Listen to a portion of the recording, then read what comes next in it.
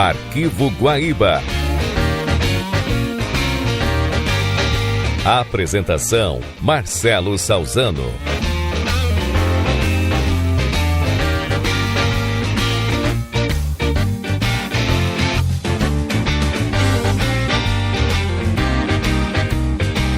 Tudo bem, meus amigos? Está no ar o Arquivo Guaíba. Hoje vamos prestar uma homenagem muito especial ao Oswaldo de Lia Pires, advogado e jurista gaúcho, um dos mais importantes nomes do direito criminal no Rio Grande do Sul em todos os tempos.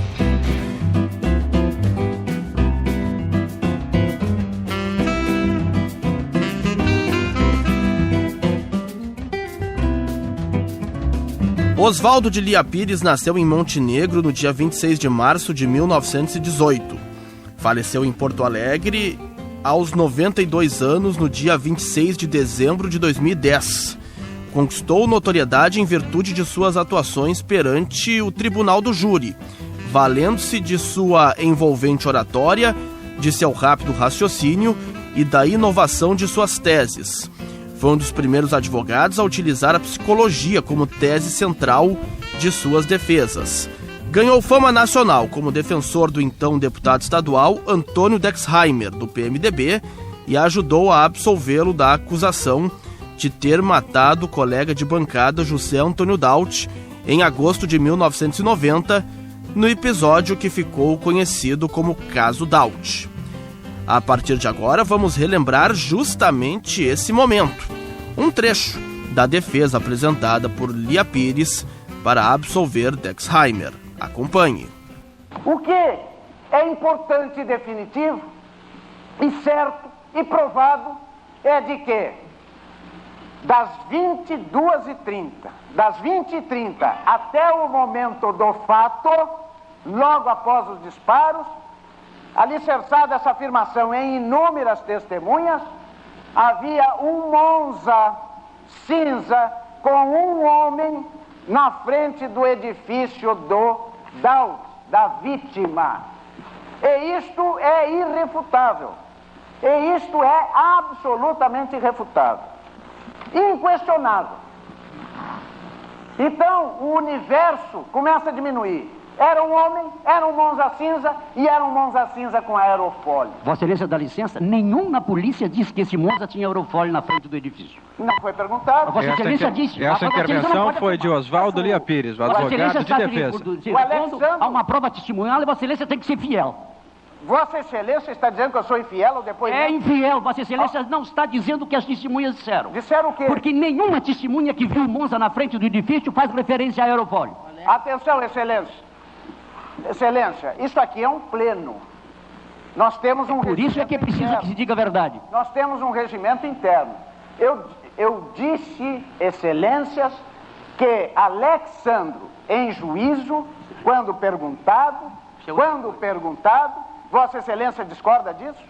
Só em juízo, mas depois se explica. Mas Vossa Excelência não era isso. Vossa Excelência está falando no Monza desde as 8h30 da noite, parado na frente do edifício. Prossiga na argumentação. Posso prosseguir, Excelência? Muito bem. Bom, Suas Excelências conhecem tão bem e as provas estão aqui arroladas. Eu já percebi nitidamente uma coisa. Quando eu tocar em qualquer ponto nevrálgico ou em algum nervo exposto, a defesa vai gritar.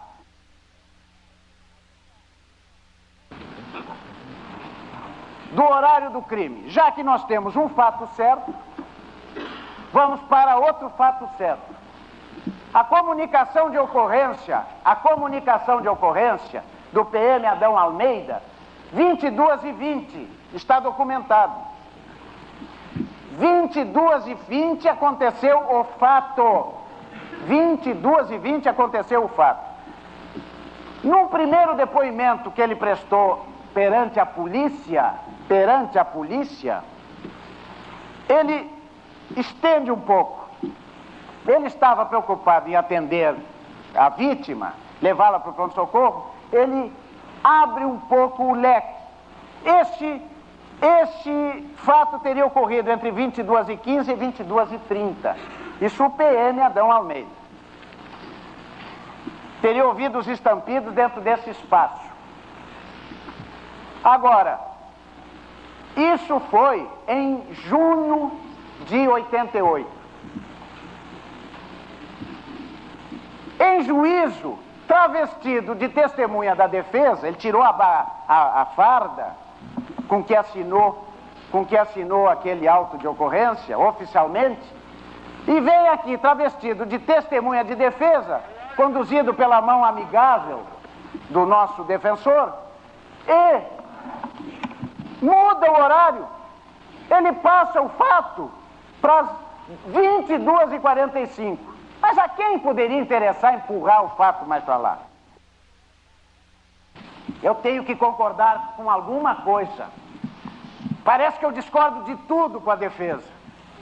Absolutamente. Naquilo que é verdadeiro eu concordo e assino embaixo. Sua Excelência vai trazer hoje uma prova surpresa. Parece que desde o século XVIII, quando ficou consagrado o contraditório, parece que esse negócio de prova surpresa não tem mais validade. Mas Sua Excelência está prometendo uma prova surpresa para hoje. Vai usar o repeteco. Rigorosamente, não é uma queixa, eminente relator, rigorosamente, me parece que a acusação deveria ter tido vista esse instrumental. Vossa Excelência, dá licença? Sim. Eu nunca disse que ia trazer prova secreta. Então vai. Prova secreta? Não, uma prova bomba surpresa. Nem prova bomba. Eu vou mostrar o que existe nos autos. Não, tudo bem, tudo Só bem. na televisão? Sim, mas vai ter um filmezinho na televisão? Vai ter filme na televisão? Vossa Excelência haverá oportunidade. Ah, bom, mas eu não conheço isso. Por isso que para mim é surpresa. Quer dizer, eu serei surpreendido com alguma coisa. A defesa não conhecia o quadro que Vossa Excelência está expondo. Ah, mas não conhece? Está aqui à disposição. Agora vai estar Mas, à disposição mas de o que Vossa que Excelência. tem um quadrinho inocente desses? É inocente também. Prossiga, eminente doutor procurador. Muito bem. Muito bem. Então, vamos ter uma prova surpresa. Para quê? Eu acho que eu vou suspeitar e vou ousar adivinhar que a prova surpresa será um slow motion, um filmezinho, mostrando que o indivíduo não podia ter disparado os tiros de pé. Se eu estiver equivocado, o senhor me corrija, doutor Leovir. Eu acho que é isso. Quer dizer, não pode atirar de pé. Do motivo. Vera Dexheimer, o pivô. Atentem, excelências. Atentem para o seguinte. Esta senhora, de 48 anos hoje, um ano mais velha que o réu, na fase outonal da sua vida, vivendo um casamento em decomposição, sai daquele mundo interiorano e vem para as luzes da metrópole como esposa de um deputado. E o tecido começou, e o destino começou a malhar o seu tecido. Colocados vizinhos de gabinete, Dought e Dexheimer, e no meio havia um amigo comum que era Azevedo. Em seguida, toda aquela festa que era a vida do Dought seduziu Vera Dexheimer. Seduziu.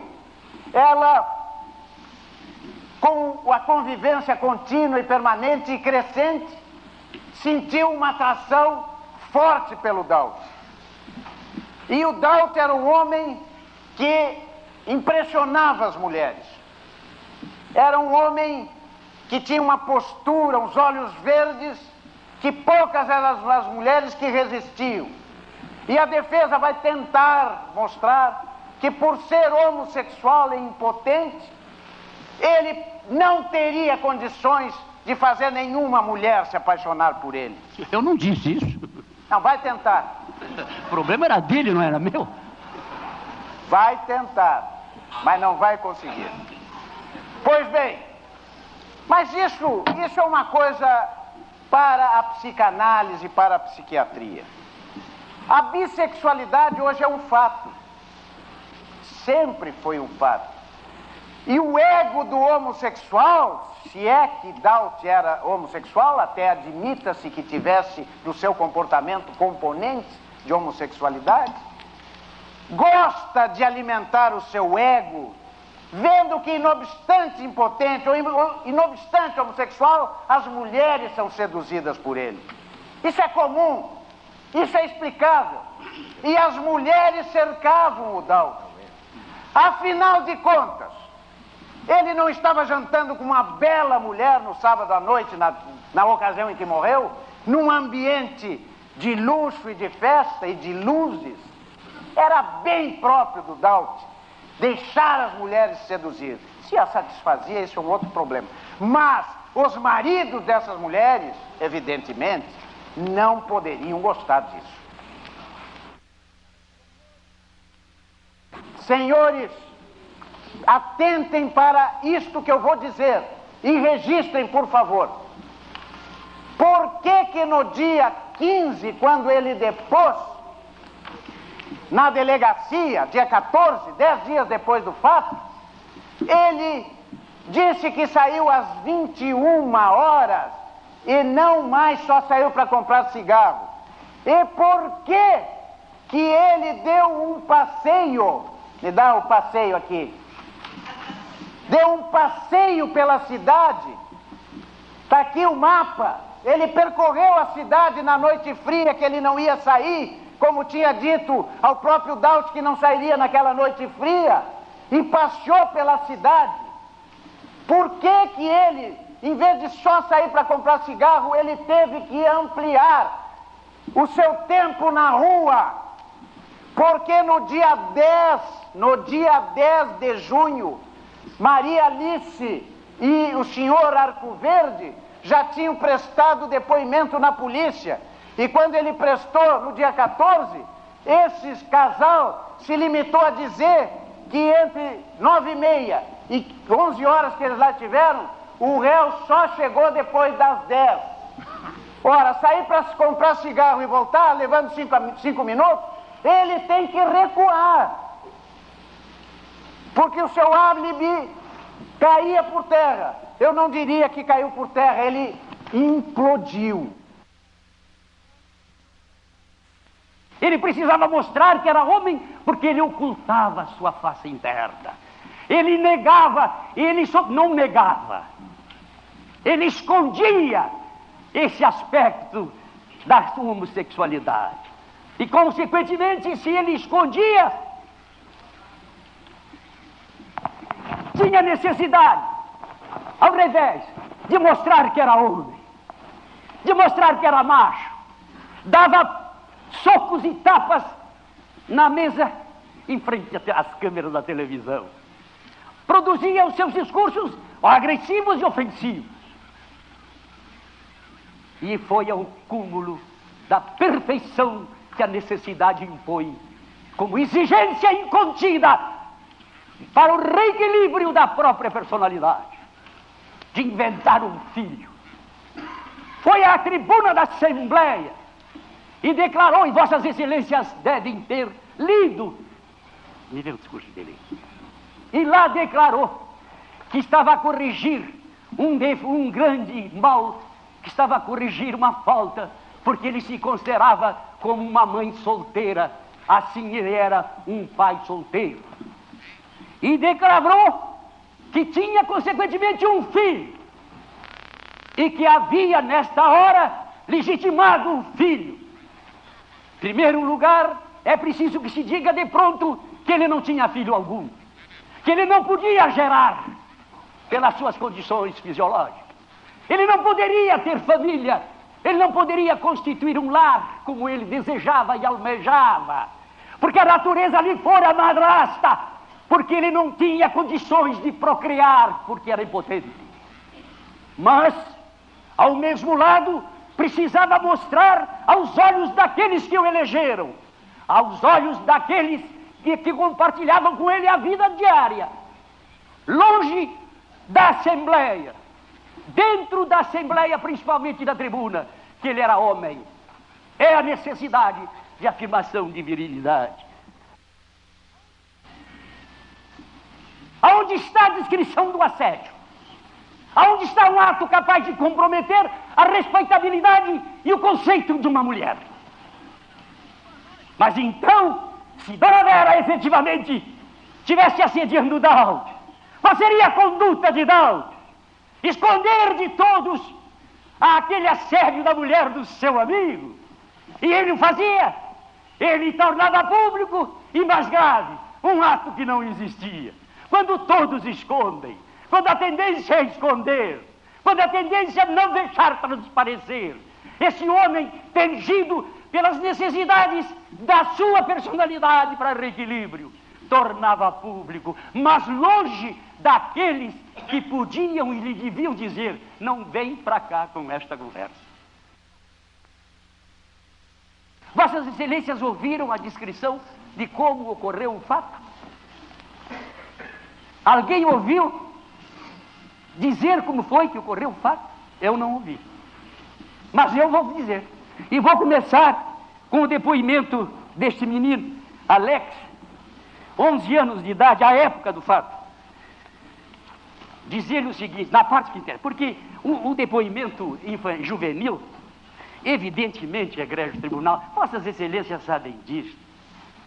E num trabalho feito pelo professor e magistrado aposentado, Braulio Oliveira, que deve estar aí. Muito bonito a respeito das reações juvenis. E ele reproduzindo o que dizem os autores, fazendo coro comum com os autores. Diz que um depoimento de um menino tem que ser examinado em 3 partes. Primeiro, aquela que é do fato próprio. Segundo, aquela que resulta da fabulação da criança. E terceiro, da influência que exercem sobre a criança. E ela mutila o seu depoimento à medida que o tempo passa, porque lhe dizem, porque lhe contam, porque lhe indicam, porque lhe induzem ou porque lhe obrigam. Ora, vamos ver então o que diz este menino sobre o fato. O interessa é o fato, não interessa aquele mundo fantasmagórico por ele escrito, interessa o fato. Diz ele que lá chegando no local do fato, lá no apartamento de Daud, ali na esquina, às 21h30, que ontem, aproximadamente, às 21h30, o informante estava em frente ao Wunderbar, quando estacionou um Monza metálico novo. Isso é importante. Um cinza metálico novo. Bem à esquina da Quintino, o que fez com que o informante atravessasse a rua, a fim de ver se o dono desse carro queria que ele, Alex, cuidasse. Folha 20, depoimento da polícia. Ao chegar, o homem teria dito, eles teriam dito: ó tio, dá para cuidar do carro? Ao que o motorista respondeu: não, Moreno, não precisa, porque eu estou esperando um morador do prédio, referindo-se ao edifício da esquina em frente ao qual estava estacionado. Afirma o informante que, ao chegar para falar com o dono do carro, notou que no banco de trás havia uma arma grande com 2 canos. Ao perceber que Alex vira a arma no banco traseiro, o dono do carro tapou a mesma com uma camisa branca que estava no banco da frente do carro. Afirma Alex que o dono do carro era um homem barbudo, que tinha na cabeça um boné preto, com uma bolinha preta na parte de cima. Vejam os detalhes que esse menino está dando. A matéria do automóvel é fundamental, porque ele pode desconhecer tudo, mas automóvel ele conhece, porque era a atividade dele. Morava na Restinga e vinha cuidar do automóvel durante todas as noites, até as 2, 3 horas da madrugada. Então não venham para cá me dizer que ele não conhecia automóvel. Não só conhecia automóvel, como deu o detalhe do gorro preto, com o botão preto em cima. Que o referido homem aparentava uns 45 anos de idade. Isso já é conversa, isso é da polícia. Que o referido homem apresentava uns 45 anos de idade. Afirma que o dono do carro lhe disse: tu não diz nada para ninguém, que eu tenho uma arma, que depois eu te dou um dinheiro bom. Como resposta, o informante garantiu que nada diria. O homem disse a ele que daria o dinheiro na Rua do Zafari, logo após o trabalho que o mesmo iria fazer com o talume do apartamento. Logo após, o informante escondeu-se atrás de uma pedra, e tem atrás de uma árvore, Vossa Excelência, se foram lá, viram, Tem a árvore da esquina e tem uma pedra realmente atrás.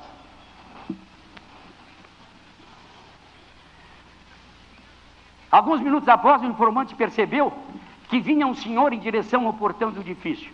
E que depois de ter entrado no portão, o homem recebeu um tiro, tendo este atingido o espelho da fechadura do portão. E Vossas Excelências viram que atingiu. Mas mais, quando houve o primeiro tiro, o homem estava se dirigindo para a porta de entrada do edifício. Mas nesse momento, virou-se na direção em que estava o autor do disparo, já com uma arma na mão, ocasião em que recebeu outro tiro. Este sim, lhe atingindo o peito, fazendo com que o homem caísse para trás, pedindo por socorro. Vejamos o fato, Egrégio Tribunal. É esse realmente. E a nobre acusação concordou. E evidentemente foi isso que aconteceu, que esse menino disse. Dart, ao entrar no portão, recebeu os 2 tiros. Mas vamos a ver se merece credibilidade esse depoimento, ou se não.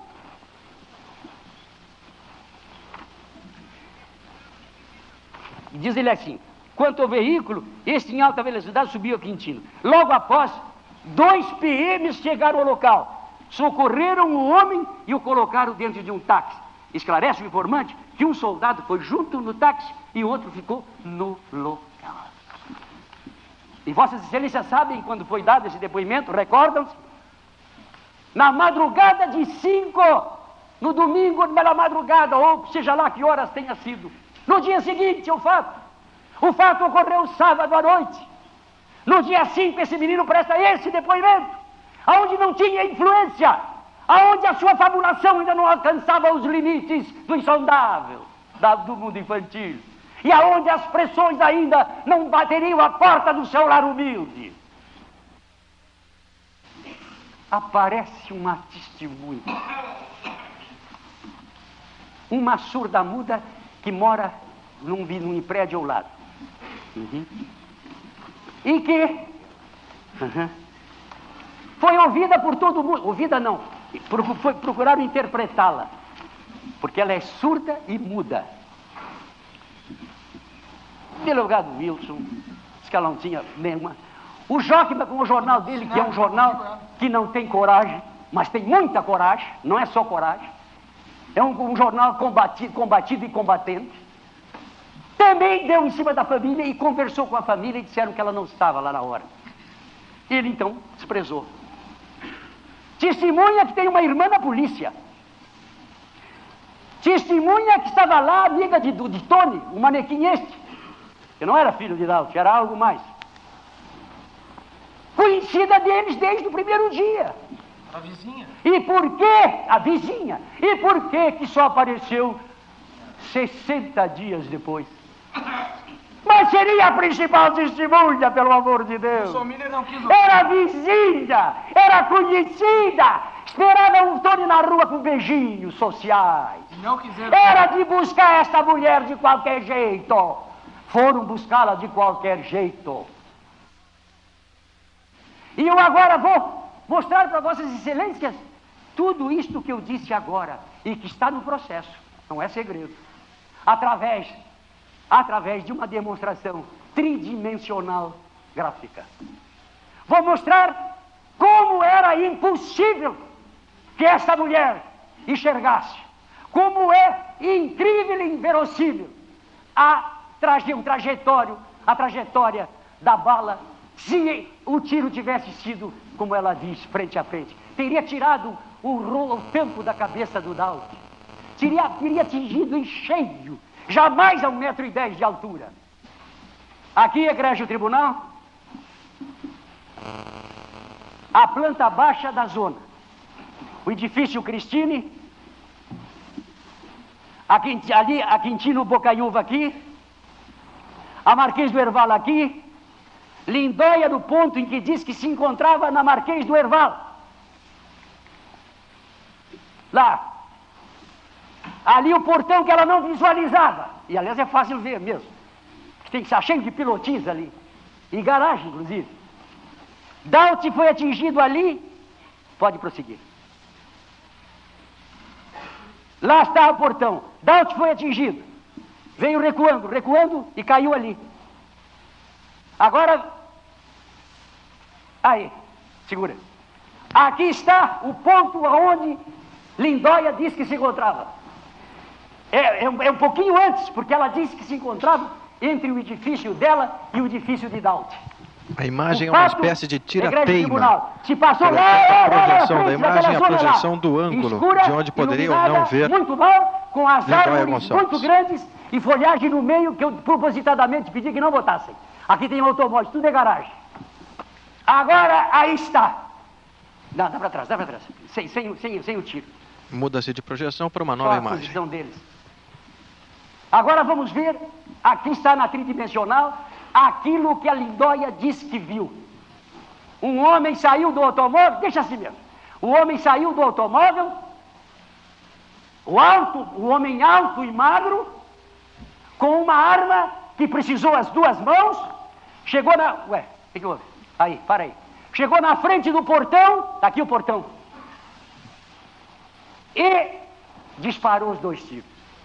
Aonde teria acertado os tiros se esta versão fosse real? Olha a cabeça de Daut ali. Aqui está Daut. 1,75 m. E aqui está o portão, a 1,10 m. Consequentemente, um tiro disparado por alguém que tenha 1,80 m de altura, deve dar 1,60 m, porque baixa 20 centímetros para botar no ombro. E no momento que bota no ombro e atira, lá está a dispersão do chumbo e aonde atingiria. Jamais poderia, em hipótese alguma, atingir 1,10 m a fechadura do portão que está ali, jamais poderia de forma alguma assistir a pegar as mãos do Daut, cotovelo do Daut e o peito de Daut. Eu vou mostrar a Vossas Excelências as falhas do delegado Benhur, para ver se o delegado tem o direito de se enganar. Uma testemunha como essa, nervosa, não tem o direito de se equivocar. A folha 1654, diz o delegado Benhur depondo, parece, ele é o presidente do inquérito, é o homem mais questionado. É uma verdadeira polêmica em torno do seu ineficiente, imprestável e incompetente inquérito. Esse homem tem que ter tudo na ponta da língua. É obrigação dele, é ato do ofício. Parece que o deputado já não estava no local quando o Azevedo covardemente chamou a polícia. Parece. Ele foi encarregado pelo chefe de polícia para tomar a medida. Mandou a polícia lá. É evidente que já não estava, deputado. Então parece. Não estava, parece. Mas continua. 1654. Falando sobre a perícia no automóvel. Se me recordo, por ocasião da perícia no carro, houve prejuízo da mesma, uma vez que o réu já teria lavado o veículo. Se me recordo. Não tem se me recordo. Ele não sabia se tinha sido lavado ou não. É uma inferição que ele faz, absolutamente aérea. Depois, a hora do crime, o que é que ele tinha que dizer, egrégio tribunal? O crime, segundo as testemunhas A, B, C e D, se deu às tantas horas. Agora vejam o que ele disse. A nosso juízo foi as... Eu vou mostrar a Vossas Excelências as falhas do delegado Benhur, para ver se o delegado tem o direito de se enganar. Uma testemunha como essa, nervosa, não tem o direito de se equivocar. A folha 1654, diz o delegado Benhur depondo, parece, ele é o presidente do inquérito, é o homem mais questionado. É uma verdadeira polêmica em torno do seu ineficiente, imprestável e incompetente inquérito. Esse homem tem que ter tudo na ponta da língua. É obrigação dele, é ato do ofício. Parece que o deputado já não estava no local quando o Azevedo covardemente chamou a polícia. Parece. Ele foi encarregado pelo chefe de polícia para tomar a medida. Mandou a polícia lá. É evidente que já não estava, deputado. Então parece. Não estava, parece. Mas continua. 1654. Falando sobre a perícia no automóvel. Se me recordo, por ocasião da perícia no carro, houve prejuízo da mesma, uma vez que o réu já teria lavado o veículo. Se me recordo, não tem se me recordo, ele não sabia se tinha sido lavado ou não. É uma inferição que ele faz, absolutamente aérea. Depois, a hora do crime, o que é que ele tinha que dizer, egrégio tribunal? O crime, segundo as testemunhas A, B, C e D, se deu às tantas horas. Agora vejam o que ele disse. A nosso juízo foi às 22h18. Eu quero o juízo do delegado. Ele pode não ter juízo, mas é um homem de bem, é um homem digno. Mas deu prova de incompetência no inquérito, de assodamento e de pressão. 22h18, eu pergunto a vossas excelências, onde é que se encontrava o deputado Dexaider? Sentado na frente de uma lareira, em torno da lareira, conversando com o casal Arco Verde. E quem o diz? É o doutor Marcos Arco Verde. Eu vi bater 10 horas. Eu vi, entrou o deputado, conversamos. E aí eu mexi com ele. Isso é hora de estar em casa? Eu vi quando bateu 22h15 e ele já estava lá. Isso é prova. Isso não aparece, nem eu penso, nem eu imagino, nem eu não vi. Vossas excelências viram há pouco como é possível as pessoas se enganarem quando não tem o relógio na frente. Eu propositadamente, quando caiu aquilo, eu fui ao ilustre desembargador e pedi a ele, por gentileza, registre essa hora, para que não digam que fui eu parcialmente. E vossas excelências entraram em dúvida num fato que aconteceu agora. E vossas excelências entraram em dúvida num fato onde vossas excelências estão equilibrados e habituados a julgar, habituados a distinguir o joio do trigo. O que a defesa tem é que demonstrar a fragilidade da tese acusatória, a inexistência da prova, se ela é capaz de fazer com que alguém a aceite com convicção, ou se resta dúvidas a respeito da sua procedência e da sua origem. E aqui nós temos o exemplo negativo de justiça, temos o exemplo negativo de inquérito, e temos o exemplo negativo de muitas coisas mais. Mas temos, egrégio tribunal, um fator positivo, um fator que engrandece o poder judiciário do Rio Grande do Sul. É o momento em que esse augusto tribunal tomou conta do processo e que passou a relatá-lo o eminente desembargador Décio Antônio Hermes. E aqui, com os conhecimentos de vossas excelências, as coisas se tornaram fáceis para a defesa. Talvez nem eu precisasse, nem nós, nem o doutor Célio, nós não precisássemos assomar a essa tribuna, porque vossas excelências leram tudo, examinaram tudo. Negativa de autoria é evidentemente a tese, porque não há prova de que este homem tenha sido o autor do homicídio. Lia Pires atuou em outros casos emblemáticos, como defensor de personagens polêmicos como o delegado Pedro Selig, do Departamento de Ordem Política e Social, DOPS, absolvido da acusação de participar do sequestro do casal de uruguaios Lilian Celiberti e Universindo Dias, em 1978. Na década de 1980, evitou que o ex-prefeito de Tramandaí, Eloy Bracessim, acusado de corrupção e desvio de dinheiro público, fosse parar na cadeia. Em 1997, fez questão de trocar de lado para ajudar a condenar a 16 anos de cadeia o matador do filho de um amigo, o também criminalista Amadeu Weimann. Sua última atuação no Tribunal do Júri foi em 14 de dezembro de 2009, aos 91 anos, quando defendeu, ao lado do colega de banca e sobrinho Flávio Barros de Lia Pires e do amigo Jader Marques, o coronel Edson Ferreira Alves e o tenente-coronel Arlindo Rego, da Brigada Militar, acusados de homicídio em um processo desencadeado a partir do assassinato de uma brigadiana em 2001. Confira agora uma entrevista comandada por Silvia do Canto, aqui na Guaíba, no programa De Salto e Tudo, com Oswaldo de Lia Pires.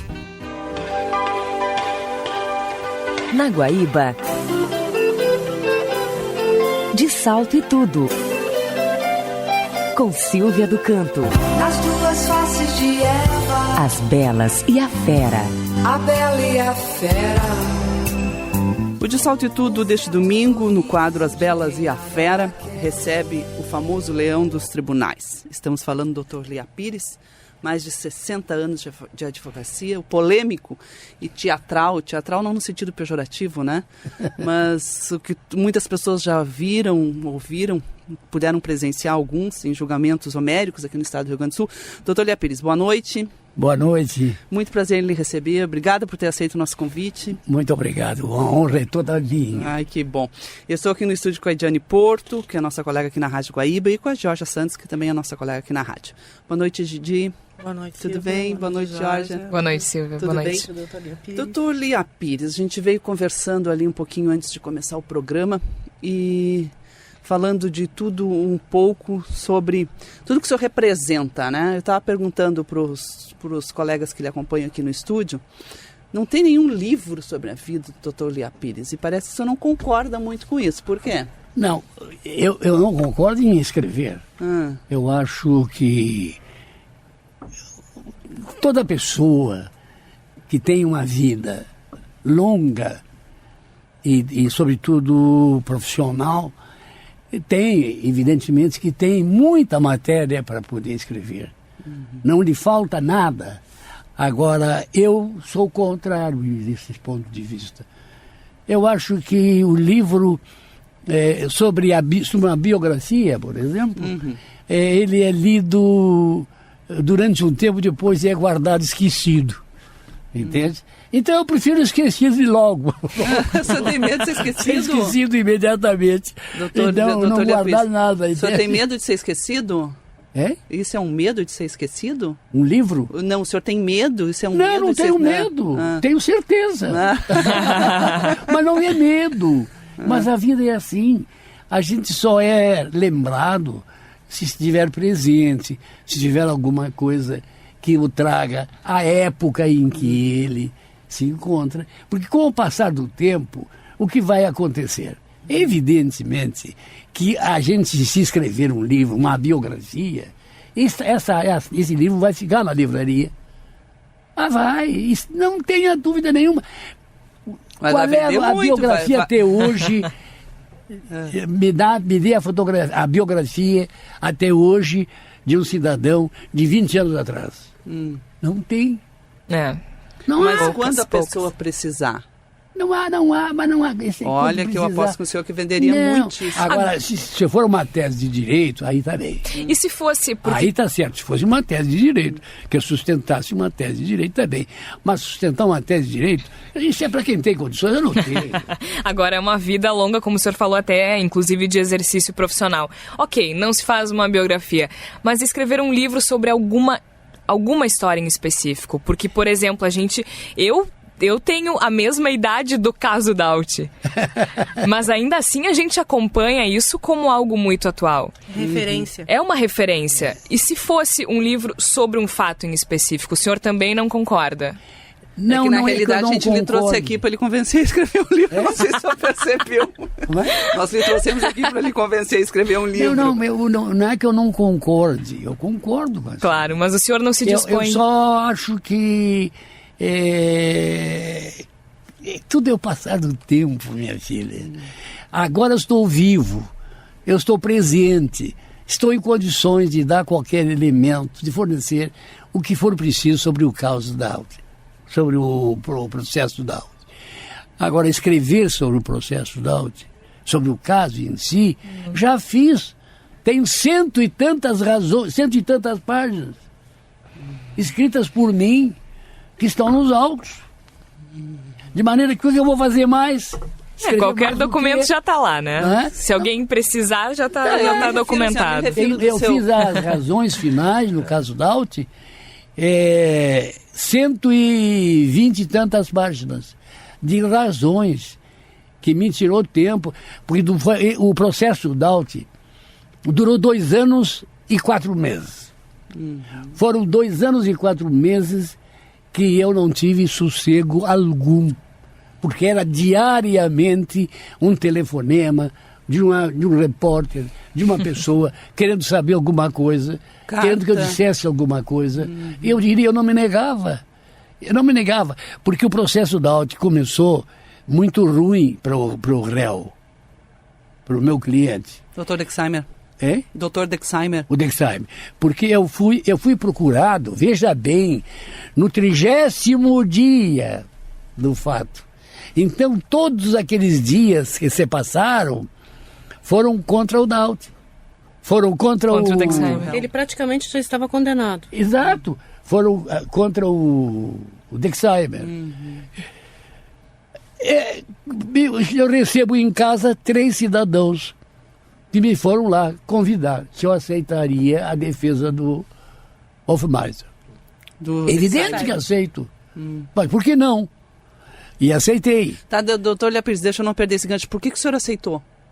Por que eu aceitei? Porque eu advogado... Porque popularmente, como a Ediane falou, popularmente o Dexheimer estava condenado. Era ele o autor, enfim. E se tratava de uma pessoa da nossa cidade, uma pessoa muito querida, uma pessoa muito combativa, que era o Daut, mas né? essa história de estar condenado, está absolvido... Não, mas o Dexheimer muito menos que o Daut, né? Mas está condenado, está absolvido. Né? Isso depende.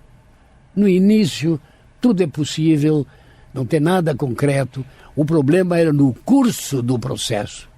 Olha, vejam bem, o Dexheimer foi acusado durante 30... No primeiro momento, no jornal, já ele foi acusado como sendo responsável pelo homicídio. Na hora... Quer dizer, isso é uma barbaridade. Sim, irresponsavelmente, uma barbaridade. Só porque ele era muito ligado ao caso...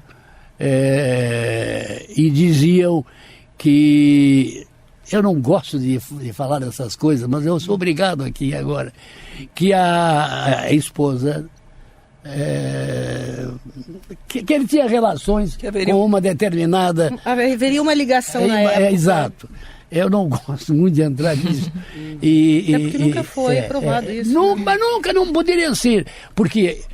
Lamentavelmente também não gosto de dizer, mas sou obrigado. O Daut era absolutamente incompetente e incapaz. Sexualmente incapaz. Desde criança. Então, não há, uma mulher vai se provou cantar isso, por quem? Por um poeta lírico que não tem nada de homem. Doutor Liapires, o senhor provou isso? Não provei. O senhor acredita, doutor Liapires, que o fato de tentarem, na época, associar uma questão afetiva, amorosa, no caso do Dexheimer e Daut, seria para... digamos assim, como o Daut, a Silvia falou, ele era uma pessoa muito querida ou polêmica, mas era uma pessoa muito conhecida. Ele representava muito essa coisa popular, não seria uma forma de desvincular justamente isso que o senhor está citando agora? Não, o Dexheimer era realmente muito ligado ao Daut. Muito ligado ao Daut. E é evidente que durante a parte do dia, o Daut era o senhor jornalista. Sim. Era jornalista. Então, com o Dexheimer havia uma união entre os dois. Obrigado. Havia uma união muito grande entre eles. E dessa união nasceu, então, a dúvida. Da dúvida nasceu a afirmação. Da afirmação, a condenação popular. Foi ele. Mas por que foi ele? Só podia ter sido ele. O retrato falado. Agora, porque realmente os autores do fato, que aconteceu um fato muito grave, que o Daut ia botar no mundo, isso não apareceu. Mas e aí estava o autor, estavam lá os autores, estavam lá. Mas o porquê que não apareceu isto? E esse caso, doutor Liapires, foi o primeiro, eu não tenho essa informação, que a televisão participou, no caso da transmissão. E, né, o doutor Liapires fez um gráfico, depois até os Estados Unidos vem atrás, foi isso? Eu acompanhava isso na época, até pelo fato de a televisão estar acompanhando esse caso. No Rio Grande do Sul, esse foi o primeiro caso que, de repente, os veículos de comunicação, a televisão, propriamente dito, acompanhou esse julgamento? Não. Como esse não teve. O caso Daut foi comentado até em Nova York. Doutor Lia Pires, deixa eu lhe fazer uma pergunta. O Dexheimer não se livraria de um júri popular? Eu tenho as minhas dúvidas do júri popular, por uma razão muito simples. O júri popular são jurados de fato, são jurados que não são formados, são jurados que vão de acordo com a vida, com o cotidiano da vida. Então, a diferença entre o corpo de sentença formado, constituído por jurados, e um conselho de sentença, um porto de sentença, julgado por desembargadores, a diferença é muito grande. Um é técnico e outro é emocional. Muito grande, porque o desembargador conhece o processo, sabe distinguir o problema dentro do fato. O doutor Lia Pires daria um outro final para o caso Nardoni? O doutor Lia Pires daria um outro final para o caso Nardoni? Não entendi. O casal Nardoni, que eles foram acusados agora, sim, que o pai foi condenado por pai e a madrasta, por matar a menina Isabela. Eu não acompanhei. Não? Eu agora não acompanhou, doutor Lia Pires? Não acompanha, eu não acompanhei. Eu só vejo o título e pronto. Mas por quê, hein? Me abstenho. Por quê? Não, é princípio. Não meto o nariz aonde não sou chamado. Mas daí você não consegue ver com isenção. Além do caso Daut, o que o senhor escolheria, assim, de um caso... Deixa eu insistir, mais importante. Só um pouquinho, deixa eu insistir ainda no caso Daut num detalhe. O fato é que ele foi assassinado, então foi um crime perfeito? Bom, ou foi incompetência da outra parte? Aí é que está. Ou tem interesses que não sejam esclarecidos? Eu prefiro não comentar esse aspecto. Eu tenho um ponto de vista firmado, mas seria até uma indelicadeza nesta hora, depois desse tempo passado, dos fatos ocorridos, eu queria dar opinião, parecer sobre o fato. Não é opinião, é porque dizem que não... Mas a acusação sempre esteve errada. Não era o Daut, não era o Dexheimer. O Alf não era. Aí é que está. O autor do fato não era Dexheimer. Então, mas de tal maneira... A opinião pública estava convencida, intoxicada, de que o Hofmeister seria o autor do homicídio, que tudo convergia contra ele, tudo. Tanto que eu tive um trabalho danado. Eu só fui melhorar um pouco a situação depois de um debate pela imprensa. Agora, essa questão do público, dessa aclamação que desde o início considerava o Dexheimer como culpado, foi o mais difícil do caso para o senhor? Se não fosse isso, teria sido mais fácil? O processo foi praticamente como todo e qualquer processo de homicídio. Não, o senhor acha que não fez diferença na hora do... Apenas eu tinha que ter mais cuidado pela situação que era, evidentemente, dos homens que estavam envolvidos. Então, eu não podia fazer determinadas afirmativas que eu poderia fazer em qualquer outro processo. Eu tinha que ter muita cautela, muito cuidado. Mas o processo não tinha nada de novo. Era um processo. Agora, foi o mais... Não gosto desse termo, mas enfim, o mais badalado. Mas foi o mais difícil para o senhor? Olha, para mim, todo o processo é difícil. Porque todo o processo importa na liberdade de um. E é complexo. Eu estou tratando da defesa e evitar que o homem seja jogado nas grades da prisão. Então, para mim, todo o processo é sério, todo o processo é importante. Não tenho mais nem menos. Para mim, todo o processo é importante. Doutor Lia Pires, eu tenho quase certeza que se a gente fizer uma ressonância magnética no seu cérebro, o seu cérebro é diferente de qualquer outro ser humano normal. Porque eu lembro do julgamento do Daut, foram 3 dias de julgamento. Na época eu trabalhava na Assembleia, e aí eu só ouvi pelos radinho lá. Eu lembro do julgamento do Daut, a tudo que o senhor recorria né? Como é que funciona esse seu lado, assim, ou funcionou? Porque o senhor já frequentava muito mais o júri, evidentemente, do que agora. Como é que funcionou isso, esse lado teatral? Porque o bom criminalista, ele é um pouco teatral também. Interpreta. Isso é um fato. É verdade o que as pessoas contam. Isso é um fato. Olha, a Pires joga uma caneta no chão quando ele vê que algum, sei lá, enfim, se recorre a coisa simples. É um fato. Né? Eu tive muita sorte, porque o caso do Hofmeister, aconteceu um fato importantíssimo, que eu aproveitei integralmente. Quando houve a interrupção, naquelas interrupções, e que ia me ser dada a palavra, que os desembargadores estavam sentados já, cada um no seu lugar, cai sobre a mesa nossa um abajur desse refletor. Em cima da mesa. Quase me rebenta, careca. Se me pega bem, me liquidava. Eu corri, fui ao desembargador que estava no início. Desembargador, veja a hora, anote a hora. Veja bem. Pedi que ele anotasse a hora do fato. E fiquei firme.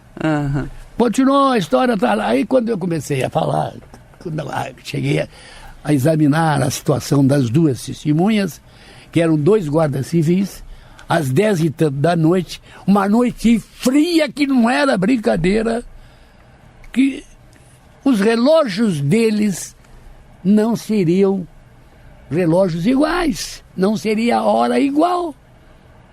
Então, eu fui e me dirigi ao primeiro desembargador. Vossa Excelência assistiu à queda daquela manchete que caiu sobre a mesa. Se me cair em cima, me liquidava. Se assistiu. A que horas foi? Aí está. Todos eles entraram em dúvida. Sim. Não houve um que acertasse. Aí eu fui e digo assim, agora eu vou pedir licença a Vossas Excelências para dizer exatamente a hora que aconteceu isso. Desembargador fulano, Vossa Excelência tem a bondade de dizer. O desembargador levantou-se e declarou a hora. Então eu tirei o partido daí o seguinte: como agora vão exigir, como será possível exigir que 2 guardas civis, no frio, esperando a substituição, com fome e com frio, fossem ter os relógios iguais? Iguaizinhos, não. Um tinha uma diferença, era um minuto e pouco, a diferença do relógio para o outro. Então, eu mostrei ao júri a impossibilidade de não dar valimento a esses testemunhos. Por quê? Porque os guardas estavam contando, estavam dizendo aquilo que eles assistiram, aquilo que eles ouviram, porque eles ouviram o estampido e correram para o fato. Isso ninguém fez a diferença. Assistiu, ninguém viu nada. Tem uma surda-muda que teria visto. Bom, essa surda-muda, isso eu fiz coisas horríveis. O que você fez, Antônio Pires? Mas o fato até foi comentado fora do estrangeiro. Eu mostrei que ela não podia ter visto coisa nenhuma. Que além de surda-muda ela podia ser cega. Fiz um levantamento, um trabalho extraordinário, fotográfico. Por esse levantamento, eu mostrava a posição em que ela estava. E a posição... Foi aí que fez o gráfico, tudo, não foi? Aí nada. E aí ficou comprovado que havia impossibilidade dela ver. Agora acontece o seguinte, era surda-muda, pobre. Eu sabia que ela tinha sido industriada. Eu sabia. Era um dos advogados, eu sabia quem era.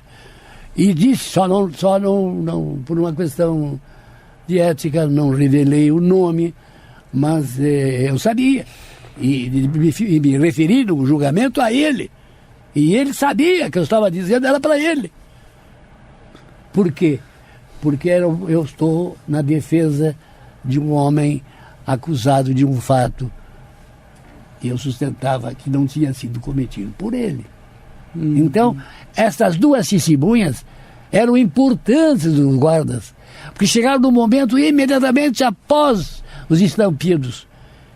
E eu tirava partido daí, do depoimento deles, para mostrar que o automóvel ou a viatura que teria conduzido o autor dos disparos, não era do Dexai.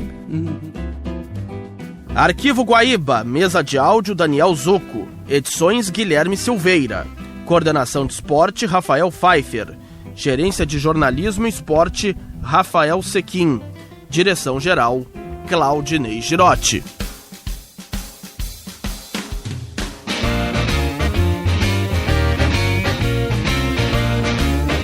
Arquivo Guaíba.